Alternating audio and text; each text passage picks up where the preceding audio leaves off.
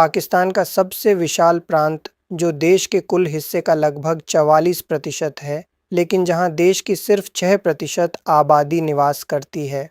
आज यह पूरा इलाका एक ऐसे चौराहे पर आकर ठहर गया है, जहां से वापसी का रास्ता अत्यंत कठिन नजर आता है। पिछले कुछ महीनों में बलूचिस्तान लिबरेशन आर्मी यानी BLA द्वारा किए गए सुनियोजित हमलों ने रावलपिंडी और इस्लामाबाद के नीति निर्माताओं को भीतर तक हिलाकर रख दिया है। रात के घने अंधेरे में मुख्य राजमार्गों को जाम करना, रेलवे ट्रैक को तबाह करना और सैन्य चौकियों पर सीधे वार करना ये किसी आम उग्रवाद के संकेत नहीं है। अंतर्राष्ट्रीय मीडिया और बड़े-बड़े विचारक अब खुलकर ये सवाल उठा रहे हैं, क्या पाकिस्तान सचमुच बलूचिस्तान पर अपना प्रशासनिक नियंत्रण खो चुका है? क्या बलूचिस्तान अब एक नए देश के रूप में अलग होने की राह पर चल दिया है? आज के इस वीडियो में हम प्रमाणित जानकारियों, मानवाधिकार रिपोर्टों और ऐतिहासिक तथ्यों के आधार पर इस पूरे संकट का एक निष्पक्ष विश्लेषण करेंगे। इस संकट के पीछे का इतिहास काफ़ी गहरा है। 15 अगस्त 1947 को आज़ादी के समय बलूचिस्तान का एक बहुत विशाल हिस्सा रियासत-ए-कलात के रूप में पूरी तरह स्वतंत्र था। मार्च 1948 में पाकिस्तानी सेना की कार्रवाई के बाद इसका पाकिस्तान में विलय कराया गया, जिसे बलूच राष्ट्रवादी आज भी जबरन कब्जा मानते हैं। लेकिन इस राजनैतिक विवाद को सबसे ज़्यादा हवा दी यहाँ के प्राकृतिक संपदाओं के आर्थिक शोषण ने। इसे भू राजनीति में संसाधनों का अभिशाप कहा जाता है। वर्ष 1952 में बलूचिस्तान के सूई इलाके में संपूर्ण एशिया के सबसे विशाल प्राकृतिक गैस भंडारों में से एक की खोज हुई। इस गैस ने पूरे पाकिस्तान के उद्योगों को रफ्तार दी, लाहौर और कराची के घरों को रोशन किया, लेकिन खुद बलूचिस्तान के लोग दशकों तक इस बुनियादी सुविधा से वंचित रहे थे। आज भी वहाँ के अनेक गांवों में लोग चूल्हा सुलगने के लिए सूखी लकड़ियों और ईंधन पर आश्रित हैं। यही कहानी सोने और तांबे के विशाल खजाने रेकोथिक प्रोजेक्ट की भी है, जिसका भारी मुनाफा तो केंद्र सरकार और विदेशी कंपनियों की जेब में जाता है, लेकिन स्थानीय बलूच जनता के हिस्से में आती है सिर्फ भयंकर गरीबी और तंगहाली। यूनाइटेड नेशंस की रिपोर्ट के मुताबिक बलूचिस्तान में घोर गरीबी की दर 70% से भी अधिक है, जो पूरे पाकिस्तान में सबसे बदतर स्थिति है। जब कोई हुकूमत अपने नागरिकों को उनके बुनियादी अधिकार नहीं देती, तो वहाँ बगावत की चिंगारी अपने आप सुलगने लगती है। पहले पाकिस्तान सरकार अक्सर यह दावा करती आई थी कि बलूचिस्तान में कुछ अनपढ़ जनजातीय लोग विदेशी ताकतों के इशारे पर यह जंग लड़ रहे हैं, लेकिन आज यह पूरा परिदृश्य बदल चुका है। बलूच आंदोलन का नया चेहरा पुरानी पीढ़ी से बिल्कुल भिन्न, उच्च शिक्षित और बेहद व्यवस्थित है। आज यह लड़ाई दो अलग-अलग रास्तों पर लड़ी जा रही है। पहला रास्ता है पूर्णतः शांतिपूर्ण और लोकतांत्रिक। इसका नेतृत्व बलूच यकजहती कमेटी के तहत डॉक्टर महारंग बलूच जैसी युवा पढ़ी लिखी महिलाएं कर रही हैं। इनका सबसे बड़ा संघर्ष है सुरक्षा बलों द्वारा जबरन गायब किए गए लोगों को वापस लाना।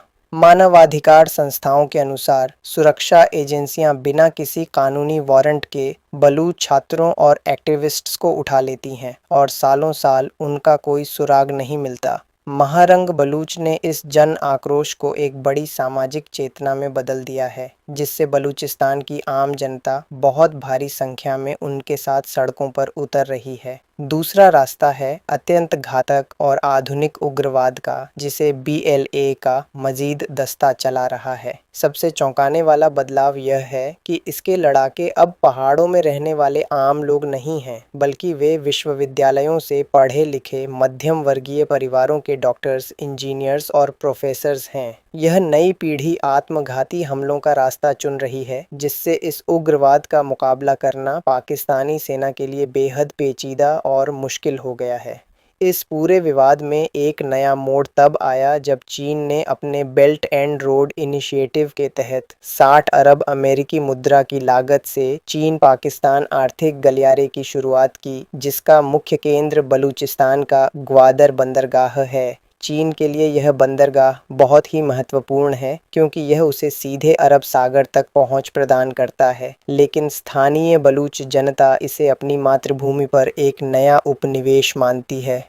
बलूच लोगों का पक्का विश्वास है कि इस प्रोजेक्ट के बहाने उनकी ज़मीनों पर चीनी कंपनियों और पाकिस्तान के अन्य राज्यों के लोगों का कब्जा हो जाएगा, जिससे वे अपनी ही धरती पर बहुत कम संख्या में सिमट जाएंगे। ग्वादर को सुरक्षा के नाम पर नुकीले तारों से पूरी तरह घेर दिया गया है, जिससे स्थानीय मछुआरों का सदियों पुराना रोजगार छिन गया है।